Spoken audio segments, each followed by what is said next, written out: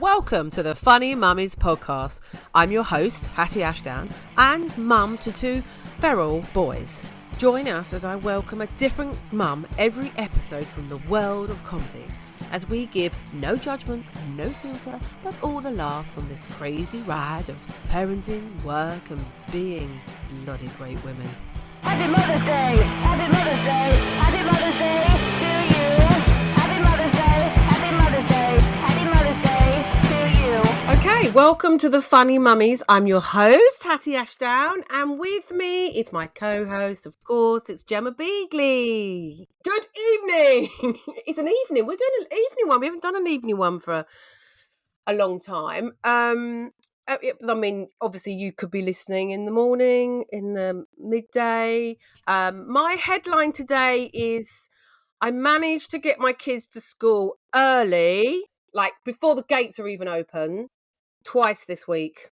Did they open the gates for you? Like Greg Wallace turning up to the gym half an hour early and them letting him in because he's a celeb? What was funny was my boys went, "Oh, we're really late." Really late. They're more used to that, like seeing no one there because everyone's gone in, but it was actually so early there was hardly anyone there. That's a whole nother topic I can get into about getting them to there on time, but it basically just took me getting up really early. Do you have a headline? If you don't, I can carry on talking about getting my kids to school. I paid so much for my first pair of glasses this week that I would expect to be able to read people's minds with these glasses, look through walls, maybe carry out an entire MRI scan. I cannot believe how expensive glasses are. And you know what? I think I'd rather just not see. Right, first of all, I've seen the new glasses online. I've seen you publish an official photograph of you wearing the spectacles. The launch photograph, yeah. I'm a little bit annoyed because I wasn't consulted that this was even going on. I didn't know that glasses was even a thing that was happening. So, I would have liked to have been consulted. I could have recommended places that are cheap. Where do you think I'd get mine from? Where do you get yours from? The joke shop. A joke shop. I'm surprised that you haven't got the eyeballs that don't come springing out of them.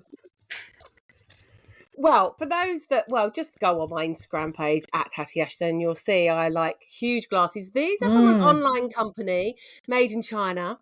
I think what is it, Firmu or something it's called. They're just cheapy online ones. But I mean, you get what you pay for. They're not like, they don't fit properly around the ear and stuff like that. But yeah. Anyway, let's bring on our guest who also wears spectacles. What a wonderful link. And it's a very special day for us because it's only our second one of doing one of these where we allow a man onto the podcast. You've got to give the dads a chance to be funny. And so it's another dad special, which we haven't done one for, maybe it was over a year. Definitely, yeah. And so please welcome guests. We are a funny dad special, and our funny dad is Australian-born comic, Bill Murray, resident MC, dad of two, Erik Pohl. Hello. Hey. He's a bit blurry, but he has got glasses on. Do you wear them all the time, Erik? Oh yeah, there was no turning back. The moment I didn't, it turns out I've needed to wear glasses like most of my life. I only started wearing them about 5 years ago. Oh really? I went in for I went for a driving test, and they were like, "Oh, read out the license plate." I'm like, "Oh, okay, XZ5." I'm like, just a sec. So then they like went and got a measuring tape. Like, okay, here's the legal distance that you need to be able to like read a license plate from. Can you read it now? 5, 9, yeah. And they're like, okay, we'll do the test, but you need to go and get glasses. So I went and got glasses, and it was like going from like VHS to Blu-ray. It was amazing. Was it? Yeah, I remember when I got them, I was like, oh, do you know what? Okay, for driving, fair enough. When I go to the movies, that'll be really handy. And then I put them on. I was like, good God, the world's so beautiful. Did you cry like one of those videos? Yeah. those kids that suddenly can hear and they cry. Do you know what? I bloody love those videos. I love those videos. And I love a video of an army man returning from war and the dog hasn't seen them. Oh, my God. Oh, yeah, they're great. Oh. Yeah, those and dogs being reunited. Oh. What were you going to When say? they- Oh, dogs being reunited. You see, I've got a problem with military, so I don't. But I get the returning thing is nice. Yeah. Yeah, it doesn't have to be from the military. It's not like the dog only has respect for people who've done military service. But in my head, I reconcile it that they were forced into the army because someone got them in a shopping centre and said, "You know what? It would be great for you go into the army." And so they're young men and they've just been sent to somewhere awful, and now they've done their time and they're out and they're reunited with their great dad. And you know what? I'm here for it. Mm-hmm. That's the way in my head. That's the story I tell. You've played out. I love that you've played out a whole backstory. Oh, but, yeah. It's not quite the same if they had to go and do, I don't know, 6 months for BT or something somewhere. Exactly. Right. An oil rig. Okay. Eric, I've got a couple of icebreakers for you. Not that you need it, but it's a nice little quick way of people to get to know you. Don't think about them. Just quick questions. First of all, what's your favourite kids show?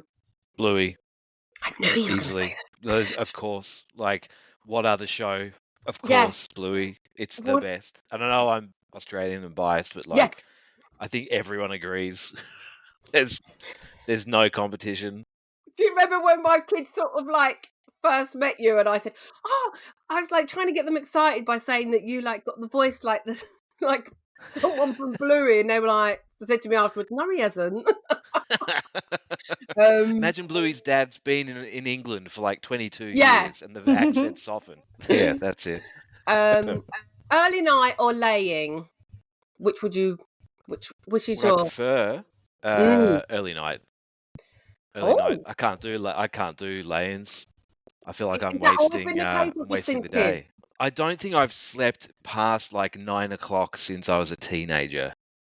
I can't do it. I can't do it. The hormones wake up. and then You've chosen the wrong job, haven't you, Eric? If you don't like a late night, surely. Oh no, I like a late night too. But then I just get really tired. I did gigs. I did gigs last night. I got home. I missed the last train, so I ended up getting buses and got back at around 3 o'clock. 8 o'clock this morning. Time to get up. My brain just won't. I can't. 5 hours and I'm up. I can't do it. I can't sleep in. You just Are you a napper? Do you nap? I have inherited the ability to do a 10-minute power nap from my dad. I've always marveled at him. You'll be talking to him at a barbecue or something, and then you'll be talking in a group, and you just look over and just pass out, and then you'll come back, and he's just back in the room, and he's like, feels so much better. He's just always had the ability. I mean, I can't quite do it like that. I can do it on a train. That was the one good thing about going on trains during COVID, was that you could have the mask on. It didn't matter if your mouth just lay open. Yes. And It I was did that to have for a little about, nap, wasn't it? I remember that. Okay, next one is kind of similar to that, but it's what do you hate doing the most? Getting the kids up in the morning, as in going to school, let's just say, or putting them to bed? out of the two, the most stressful is definitely going to school. Yeah. I mean, they're both, in the grand scheme of things, they're both fine. But the school, it's that added pressure. It's the time element. It's the fact that they don't want to listen to what I have to say. I've tried everything. Countdown. All right, guys, 1 hour. We've got 1 hour until we're out the door. Then half an hour, 15 minutes, whatever it is. Yeah. And still want to get the shoes on. Don't want to do it. They just don't have the concept of time, do they? So why would they? When you've got somebody else telling you, what was it? My friend was saying today, they have the exact same problem with their kids, similar sort of age, and he was saying, I look at my daughter and I realise, oh my God, it's me. And my dad used to say, you're going around looking like a tit in a trance or something. Yeah. Sit on the ground. It's a very Essex thing. Okay, beach holiday or Butlins? Beach holiday. 'Cause- I grew up very on the coast, and beaches were. I mean, I realised how spoiled I was actually Yeah. having that environment growing up. Oh, All along the east coast of Tasmania, the water was fucking freezing, but still went on the beach yeah. and got your wetsuit out. And yeah, no, I'll go. I'm not even really sure what goes on at Butlins, so maybe not I'm not done it giving it a yet? fair. No, Okay. give me a breakdown. What's Butlins? You've done it as well, haven't you, Gemma? Yeah, I've done it. Well, I did it, didn't I? And I was so ashamed, Eric. I was getting my eyebrows shaped the week before, and the woman said to me, "Oh, you're going on holiday?" I said, "Oh, yeah, I'm going next week." She says, "Where are you going?" I thought I can't say it. I can't say Butlins. And I said, "Oh, I'm going to Centre Park." She went, "Oh, which one?" I thought, "Oh no, I've said this and I can't back up." I went like, "Suffolk?" Thinking just, she Just didn't made know up either, but yeah, just made up a Suffolk. Yeah. Oh, they've opened one there, have they? Wow, I didn't know. Yeah. Shit. Yeah, it's what is it? What is it? What is it? Well, my lasting memory from Butlins, so I was 2 when we went, and everything was always all included, all the activities, and all he wanted to do was go on the Peppa Pig boat thing, that plastic thing, like in a supermarket. And that was the only thing you had to pay for. The only thing you had to pay was just like quid. And I thought, you know what, I could have just changed up 800 quid and gone to Asda every day for 5 days and just sat him on that. And what I don't understand as well is that it's expensive. Like, I don't see how something so expensive can be so shit. Like, it's just unbelievable bad value for money. I'm on one today about value for money. And it was a Peppa Pig ride as well, the worst of the kids' fucking shows. But I And guess those things always smell. They always smell like a kid's done a shit on it. There's just the smell of plastic is just like a dirty nappy smell. Some pig with a shitty nappy is sat on it, but Yeah, like an eroded stone. It's just got shit sort of ingrained into its Exactly. plastic pores. Exactly. oh. Decades. Yeah, so look, I wanted to say I'm not bad mouthing Butlins. I guess what I should have said was beach or holiday park, because I think all families are sort of different in terms of, like, some people want that sort of like organised, like laid on thing, and then some people want, like, no, you've just got the choice of either the beach or parks, or do you know what I mean? Like, sort of do your own well, thing. I mean, my when I think of a beach holiday, I think of my childhood, which was like our family shack on the East Coast, which didn't have a telephone until, like, I think 2004, something like that. Off, like, not connected to the water mains. We had 2 big sort of water tanks, just rainwater, basic electricity, no TV. You spent all of your day on the beach or out in the bush, like digging a hole. It's the best. You see, that's a little bit different to going to Margate Beach. And, yeah, in this country, but there's nice beaches here, though. There's great beaches here. Yeah. And it's just there's too many people. That's the problem. Like, Tasmania's got 500,000 people in it. So the beaches are great, but then you go on to, like, I think Friendly Beaches on the East Coast is like 5 kilometers long of untouched white sand, and you might see like another family like halfway down the beach, and that's it. Whereas here it's just different things. So you had an awful childhood holiday. Sounds hideous. It's so hideous. We really feel sorry for you. I'll have a moment's silence. Okay, last warm up. Class WhatsApp, yes or no? Which actually, I mean, just for are you even on it? Drama. Are you on it? I am on it, but I am not referenced on it at all. It's like, well done, ladies, end of another term, and there's me and like one other guy. What can you do? I'm not going to call it out. I'll No, just, yeah, just have to go, exactly. You just okay, said- I'm a lady. I'm a lady on the WhatsApp group. That's fine. Could you not find an ally, Eric, that you could message privately going, oh, can you just do me a favour? Can you just go, oh, and dads? Like, just Yeah, but even that, like, I had enough of that in soft play or kids classes and things where the leader of the group was like, and thanks to all the mums and the dads. Oh, really? It's like, oh fuck it. I'd rather not be referenced. Oh, That thing of like, interesting. well done, good for you for being a parent. That thing, I can't stand it.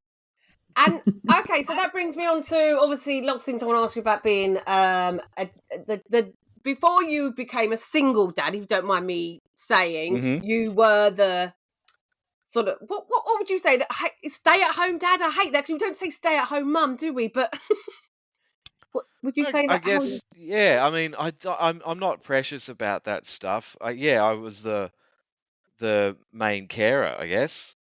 Yeah. Is the way to see it. I gave up my day job when Dougie was 9 months old, and started looking after him. And then we had Audrey, so I started looking after her. And now she's at reception now, so it's been a solid chunk of time. Dougie's 8. Yeah. So yeah, I spent the past sort of 7 years looking after them, taking them to all the stuff that you do. I mean, my favourite was always soft play centres. You can get involved, can't you? Get in there and run around Your with them. favourite in what way? Like just that was your go-to place, you mean, in the... Yeah, definitely. In terms of so many bonuses, tiring them out. Yeah. I can actually engage in it. Whereas, okay, we went and did, nursery rhyme groups and music classes and like the baby sign language as well when they were really young. But after a while, you're just seeing the same like 5 songs. It's all just the same 5 songs in different groups, and it just drives you a bit. Oh, that was the one that just went through my head, literally. Yeah, And the sleeping my rabbit, the favourite. sleeping bunnies one. Wind the Bobbin Up was always that was a banger. I didn't mind when that one came on. That was a good one. You get behind that one. Did you another friend of mine who he's not anymore, he's not the stay-at-home dad, but I used to meet up with him sometimes for coffee, and he just didn't, he was like, oh, I can't be bothered to like make an effort with the mums, and he was like, but also he said they don't come up to me because No. and so No, how did you that find is it? one thing I would say. It can be very lonely and isolating in that way, because I think from my perspective, looking at a lot of the mums whose kids were sort of similar ages to my kids, that was their special time. That was their thing. Like, and it was a special time for me too. But they had more of a shared bond with other mums. So I almost didn't want to encroach too much as well. So Yeah. if there was ever, obviously, if someone just came up and started chatting to me, which did happen, great. And Yeah. our kids play together, awesome. We can have a chat. So did you make it? Was there any other dads out on the? Oh yeah, there are a few other dads. So that's good. I during that time I spent a lot of that time in Crystal Palace, and there were a lot more dads doing what I was doing around there. So yeah, I did have friends, but also I had quite a lot of mums who were friends as well. Yeah. I'm not gonna. I think my point was, if I saw like a group of women with their kids, I'm not gonna try and like, hi, go in and maybe I'm just socially awkward like that. Or is that... I didn't. I basically wanted to get through that baby bit without actually making any friends. I was just like, do you know what? Actually, the best thing is if I just want to retain what. So I would not have been approaching any kind of groups of mums or dads or babies. For me. I mean, you end up seeing the same group of people, through no sort of intention. You go to the soft play centres are open Tuesday and Thursday. Well, I'm going to take them there. You end up seeing the same people, week after week. So you end up, it almost becomes awkward not to say anything. Yeah. I think I it won't surprise you, Gemma. I wanted to obviously make friends because I'm sort of new to the area as well. But when you had Hux, you were living somewhere different, right? Yeah, that was all right because I was more Yeah. further into southeast London. I was in Brockley. So it's like you Yeah, and yeah. Crystal Palace. It was like a bit more sort of cool area, and I had my NCT Yeah. chums. But then when I Yeah. moved here, I didn't have them. They sort of came once, and then it was like too far for them, and so it was like starting again. And I just, I was a bit like, I didn't feel like they were my people as well. So that's why when Well, I it is met, a very different area. isn't it? Yeah, like Um, it's a much safer area. Yeah. Like I remember looking up the crime statistics for so we lived in Gypsy Hill and then went across to Thornton Heath. And I remember looking up the crime statistics for where I'm living now for like May 2019. Go onto the Met Office website and look up the crime statistics. And within a few mile radius of my current postcode, I think for that month there had been like 50 crimes reported. And I looked at the Thornton Heath, my old postcode, for that same month, same radius, 250 crimes reported. So it is a much nicer area for that, but it's Yeah. also a lot more conservative. But Which has that's the been payoff we get, Eric, isn't it? Is that we have to It's put the up with a double-edged bit of sword. like, well, let's not talk about Yeah. it. But I think I've talked a bit about it on this podcast about certain opinions of having a them/they teacher and all that kind of thing. Yeah. That wasn't. Oh, I get a lot of sort of grandparents coming up to me in like playgrounds here and saying, "Oh, you're from Australia. Good immigration policy in Australia. Very strong." Like, yeah. What a bizarre thing to say to To an immigrant. an immigrant. Yeah. It's such a weird, to start off a conversation with something that contentious. It's just like, in a way, I'm kind of like, Yeah. fucking hell, you know what? Good for you. In a way, just like, just going and just saying, do you know what? I fucking hate Stephen Fry. Imagine that just being like the first thing you say to somebody. It's just really. Yeah. But it's clearly just on their mind, isn't it? That's like at the Exactly, forefront like of tip their of mind their the tongue, whole time. You'd think it'd And be then they something a see bit an more vanilla. Australian and assume that I'm racist. It's like, oh, I can talk to you about yeah, this. right, yeah. Right. Come over here. So what do you say? Do you go, when they say that, do you say, I mean, in those times, I've just I've been here too long. I'm quite I get afraid of social confrontation. Oh, I know. So I just sort of go, oh, okay, I gotta go, and then like go and just hang around with my kid again. Well, find where they are in the playground. I don't know. Should you just confront them? But I'm also like, they're always just old people as well. I'm like, what the fuck's the point? What is me confronting them about their shitty opinion going to actually achieve? They're going to come away like angry and upset. I'm going to come away angry and upset, and they're not going to change their opinion. So I just don't bother anymore.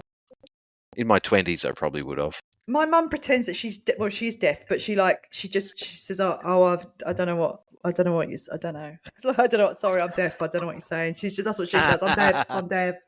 She gets it a lot on the bus. She said she'll get on the bus and she gets people, some black kids will get on and, you get some old woman mumbling something. Mum's like, I don't know. Terrible, isn't it? There are a lot of that generation, like the sort of generation who are in their 70s and 80s around here are so sort of stuck in their own little time bubble. Like I remember getting on a bus here recently and this old lady was sitting on the lower deck and she sort of made eye contact with me and waved her newspaper at me. Just kept on waving, and I had earbuds in. I was like, "What? Do I maybe I recognize her, or do we know each other from somewhere?" Like, what? And I took them. She was offering me her newspaper. She's like, "Do you want to read the newspaper?" And she's getting really angry that I wasn't responding. Be like, "Take the newspaper, take it from me." And I'm like, "Oh no, thank you, I'm okay." And like went and sat down, and then like we got to the next bus stop. And another old person came on, and you're like, "Do you want the newspaper?" She's just offering it to everyone. And then this other old person like, oh, thanks very much, and just took it off. Like, have I just witnessed some sort of cultural exchange that I've just not been party to? Free newspapers that have been around in London for about 25 years. Yeah. It's just, I'll just chuck it away, just get another one. It's make do amend mentality, isn't it, Hattie? What your Yeah. lot? Yeah, Oh, God, don't. You're listening to the Funny Mummy podcast. Yeah. Now can I go back? Yeah. Because this is going to sound really like, oh, I talk about you a lot. I don't mean like that. But like, because I talk about my friends that are single and that are single parents, I mean. And I'm like, oh, they've got this situation. They've got that situation. And I was telling a local friend, I was like, oh, you know, my friend Erik Pohl, who got two kids, and I was saying about you having a new job, and I was like, you know, it's good because now he was saying he can. Am I allowed to say this on? Yeah. Yeah, That's fine. Yeah. You were saying, oh, you know, I can take the kids to school and I can pick them up, and it was just really funny to me because she went, oh, and I just thought it was that thing of that perception of. It's still that's ingrained even in someone who she's younger than me of like oh, it's a man and it's a dad and like oh, I can do that, and it's like she wouldn't have said I've been describing a single mum. I don't think is what I think. Yeah, but I might be wrong. I mean, no, well, I think you're right, but it's I think I've been quite naive in my perception of this stuff. Who was I speaking to about it a few weeks ago about, you know, statistically, was it Callie Beaton I was talking to about it? She's saying, like, statistically, like, 2 years after parents separate, on average, most men are seeing their kids every other weekend. And that's still, like, a huge percentage of, of fathers. And I was fucking shocked. I thought we'd really made quite a lot of progress. I thought my scenario was actually pretty normal. Well, yeah. But maybe I've just had my head in my little liberal cloud. So I don't know.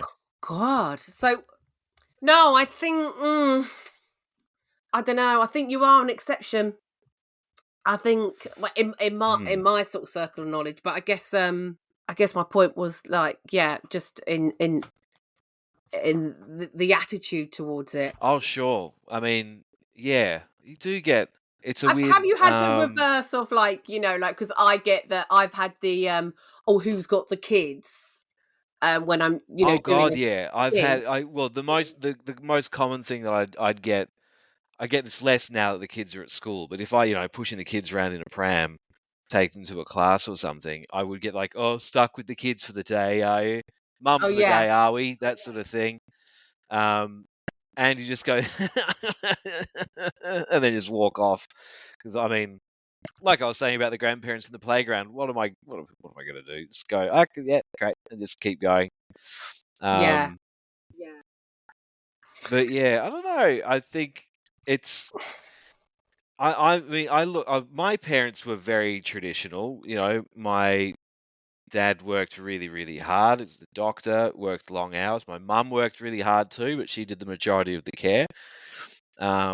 My dad always made a really big effort to spend as much time with us as he could, but he was on call as a doctor for a very long time. Was your dad a fun dad? Would you describe, the perception of yeah. Well, fun dad? he still is. He's a very funny guy, and he was always a good time. It's very intense too. He's a very intelligent person. But I mean, this might sum him up. He, worked very hard, very sort of academic. Favorite movie, Coneheads, and would like quote it constantly as kid. That was his go-to like favorite movie. Okay. And he he goes. Was he a fun dad in terms of like playing and things like that? Yeah, I guess he was. I try and play with my kids as much. I think that's like gold dust, isn't it? You don't get that time back. I think that's the big thing with Toy Story, isn't it? When I think we're reading an article about it where they said that the reason why it affects parents so much is that they realise they're the toys, and they're gonna one day their kids aren't gonna want to play with them anymore. Oh God. Yeah, yeah, yeah. I guess like the fun dad thing doesn't have to be that you're actually playing, whatever that means. And I guess what I'm gonna get at is that there is always that stereotype that is the dad that's the fun one, and the mum One who'll let you get away with stuff, or and it's like hiding sort of behind thing. mum and as people know, I'm going for the separation as well, and I had the thing the other day. My youngest said to me, right, mummy, 2 problems. Number 1, you don't tickle us enough. 2, you don't play games with us enough. And I was like, just like, yeah. But that's the really shitty thing, isn't it? Because children are a bottomless pit of they just want constant attention if they can. They would, and they will suck the joy out of any. Like, how many times have you done something that makes your kids laugh, and then they go, "Do it again," and you go, "Okay," and you do the thing again, and then like again. I'm like, all right, and you do it again, and like half an hour later, you're like pleading with us, please, can we do something else? I can't do this anymore. Yeah. And then they just like, well, why wouldn't you? Like, why wouldn't you just keep doing this thing? It's true though, isn't it? We can learn a lot in comedy through it, definitely. I think. And in the same way, they just like the same episode of as well. Like mine will watch an episode of Bluey that they love, and then rewind it even before it's finished. They love the repetition. Amazing. Or the rewind a particular bit in Bluey. Stuart Lee used to do a bit about his son, and obviously Stuart Lee's arguably the greatest stand-up we've got in this country, and it's fun to talk about the repetition as well. But he talks about his son, that the only thing that his son will laugh at is when he puts something on his head, like his favourite toy on. Stuart puts it on his head, and he's just like, all this that I do here, and it's just like, basically I'm a comedy genius, but the thing that it's that sort of reducing to putting a teddy bear on my head, But, yeah. They love it, and they I think they I don't know about your kids, but my kids find it incredibly funny to hurt me. If they're hurt you, flying elbows like into the ribs, and I think I ham it up, and then they think it's a game until they actually just end up hurting me, and then I have to sort of explain it's like, oh no, please. Especially Dougie, he's a unit now. He's always been big, but he's just turned 8 and he's in like 10-year-old clothing. Oh, that's a big boy. Yeah, he's always. I mean, he was born. What was he? He was 9.9 pounds when he was born. So like 98th percentile. I remember meeting up with everyone in NCT after all the babies had been born in the group, and everyone else is holding these little like fetuses, just cradled in their chest, and I had Dougie like splayed out across my arms. He looked about 3 months old, and that was quite challenging for him when he was around 2, because he started walking normal sort of probably like 13, 14 months, really normal, but he talked really early on, but obviously, so you'd been like a play group, and he was a 2-year-old who looked around 4. Yeah. And so he'd have like kids, a 4-year-old would come up wanting to play with him, and he would behave like a 2-year-old. And he'd have to go up to the parents and be like, he's 2, he's just massive. Yeah. And then they go, oh, right, okay, fine, sorry. Before you like look at my really weird 4-year-old. No, he's just 2. But yeah, he Yeah. can if he wants to. He's learning jiu-jitsu at the moment, and You see? I dread the day. Yeah, I think it's quite good though. Of all of the things, professional wrestling's the one that I'm terrified of him sort of unearthing one day. I know he will. Yeah. Some kid will introduce him to professional wrestling. It It's be rock good. and You'll I get don't know called who up to does it now. school. Yeah, yeah. Have you had, I wonder whether it's being the dad and that thing of, this is a feature sometimes we do called backseat parenting. And I just wonder from the dad point of view, whether you have any sort of like, or also, and, being single dad, because I'm not really getting that yet, but I don't know if that's to come. Just sort of like unwanted parenting advice. I don't know. Oh Sorry. yeah. Do you mean from my ex, or do you mean from just No, other parents? just from school, from randoms, from Ah. ever. You could be ever or now. Oh sure. But yeah, if you want to I dish used anything to from your ex, look. please do. So Dougie was an awful sleeper for years until really around the time Audrey was born. He would wake up. A good night would be he'd wake up twice in the night, and he No. still to this day wakes up at 5 o'clock. That's just how his body works. Oh gosh. Like me, can't sleep in. Poor bastard. He's got that Right. gene from me. So, and I remember speaking to a friend's mum who, how's it going with Doug? Like, we're really struggling with the sleep. Like, we're just zombies at the moment. Should do all this. So, have you tried giving him food before? You're like, yes, we have fed our child before. Yeah, but just before you go to bed. Yes, I know it was like that. I bet they sort were of saying thing. porridge. I bet they're going, give him some porridge. It was porridge. Yes. It was porridge. Funny. What is it? Because it weighs them down, and so they can't kind of toss and turn. Like what is that? You just in so much when they become a lead weight in the bed. Yeah. I don't know. Something to do with slow releasing food, isn't it? So it's like, I don't know, something. Yeah, but Hang on. Don't people have porridge to give you energy? It sounds like a load of old shit to me. People Yeah, have it's porridge in the super old morning. school. It's not to bloody send them off into a sleep, is it? Yeah, I mean, those people they've had a big lunch before and got really tired afterwards. They've just used that logic. Exactly, yeah. You tried putting something really boring on the TV. You tried that? Yeah. Have you tried him sitting in a board meeting? Have you tried him that? Yeah.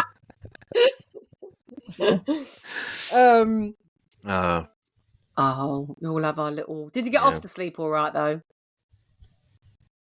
He's good at going down, is he? To me. Yeah. Oh sorry. yeah. He's always to be honest, he's always been good at going to sleep. Unless he's going through a growth spurt. He's going through proper growth spurts at the moment, and he gets his calves hurt. Oh, yes. I remember having that as a kid. Growing pains. Yeah. Oh yeah, but you can see, like, I'm in there at like midnight, like massaging his calves like a physio, like some sort of sports physio. Yeah. and I then had it. Is that just boys? No, because I had it really bad as a child. Really bad. Did you? yeah. And I always remember that I used to go, Mummy, can you get that special cream? And then years later, I worked out, I think she was just putting baby lotion. It wasn't anything special, but it was just something to, placebo. Just a placebo, It yeah. obviously worked. I was like, well, that's so my mum. Because, like, there isn't anything. So I remember going to the chemist when Buster started having it, going, I need this cream, this special cream. I was like, oh, no, it was just some... Do either of you have any kid logics this week? So anything where your kid has just had a better way of looking at things? Or I don't know if it's a better way to look at things, but I think it's a sort of only logic that kids can really come up with. And I got two examples from please both do. of my one from each kid. So I think the Audrey, my youngest, is 5 now. She came into me. I was brushing my teeth in the bathroom. It's about 3 weeks ago, and she was doing that classic, like, little kid thing of wearing my shoes. Aw. Do you know, like, I remember doing it. I'm pretty sure as long as there have been shoes, little kids have, like, put their parents' shoes on. Like, this is hilarious. Yeah. So she, like, came in, like, Dad, look at my feet. And I went, oh, your feet have really grown. And she went, yeah, I grew them in the garden. And that was just like, yeah, you've taken that logic of growing things to its sort of natural resting place. And then the other one was 5 o'clock in the morning. Dougie comes in. Dad. I'm like, what? This is like I think in December. It's just pitch black, cold. It just what? What is it? And he goes, a bone's dry. I'm like, what? What? A bone's dry? Like, well, no, because they're like covered in like meat and blood and stuff. Like, and then he goes, well, why do they say it's bone dry then? Why do they say things are bone dry? I mean, Like, I yeah. think that's one of my Dougie's got a favourite point. logics ever. But this is, but what I don't get is why I had to continue. I should have just gone, yeah, you're right, that's crazy. But in my head, I was like, but no, genuinely, why do they? Like, why do they call it bone dry? And I was like, well, I said to him, like, well, you know, when you have like a roast chicken and the bones are dry inside, that's because all the moisture's being cooked out of the bones, so they're dry. So when people say something's bone dry, it's because they're talking about that. And you're like, oh, okay, so if we cooked ourselves, would we be dry? Like, wouldn't, all right, like, Hannibal Lecter. Let's just exactly. I was slow like, all down right, here. but that's cannibalism, Dougie. Anyway, what's cannibalism? Like, why the fuck am I talking about cannibalism at 5 o'clock in the morning with my fucking 7-year-old at the time? It's like, what's happened to me? So yeah, it was a quick 5 o'clock lesson about how cannibalism's bad. Oh my goodness, that's a good one. I think I might have said this one before. My sister, my dad used to tell a story of my sister. Same thing, dead of night, coming into the bedroom, and he saw the door open and this little head come bobbing around the bed, and she's knocking on his head, and he think, I'll just ignore it. She'll go away in a minute. Knocking on. It's like, what? She says, does Superman go on holiday? Where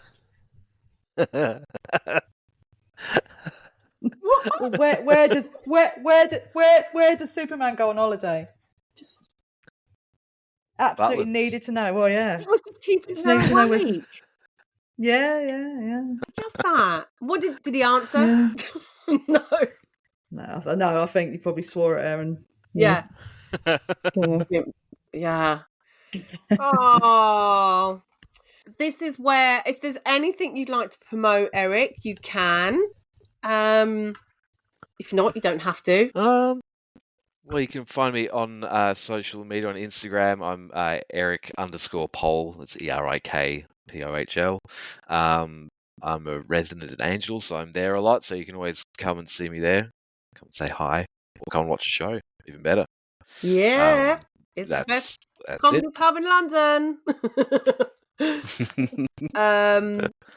Well, I'm gonna promote. Because this is going out Wednesday before Leicester Comedy Festival, and I won't say how many tickets I've sold because it's. I'm meant to give the illusion of, it's really great. But it's really great. It says work in progress show. This will be the only fourth time I've done it, and it's totally different to what I normally do, and it's been going really well so far. And it's called Hatty Ashdown, and I'm on 4 o'clock on Sunday it's the 18th, isn't it, on the Sunday, at Pete's Sierra, which is a big difference venue. Please, if you're in Leicester or around, please come, because it's very much an audience participation show. So it's not one of them where it's like, only a couple of us, we'll just have a little chat. It's like, I need audience. So yeah, sorry, that's my plug.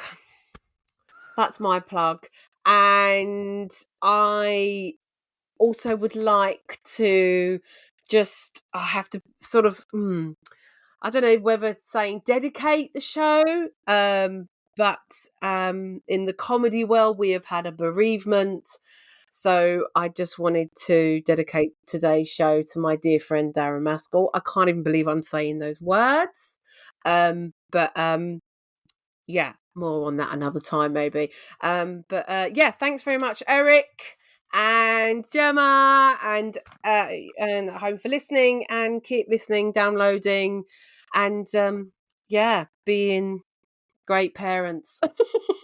You've been listening to the Funny Mummies podcast. Thank you to my co-host today, my guest, and today's show was edited by Scott Kingsnorth. Thank you so much for listening and supporting this show. If you'd like to support it more, I know you can do even more. You can follow us on Instagram at funnymummies_podcast, and that will tell you all the updates.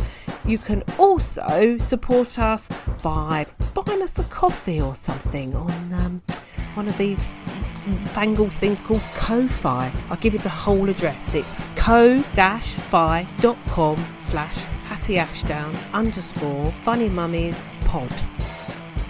Got that? Thank you for listening, subscribing, and taking the time for you. Happy Mother's Day! Happy Mother's Day!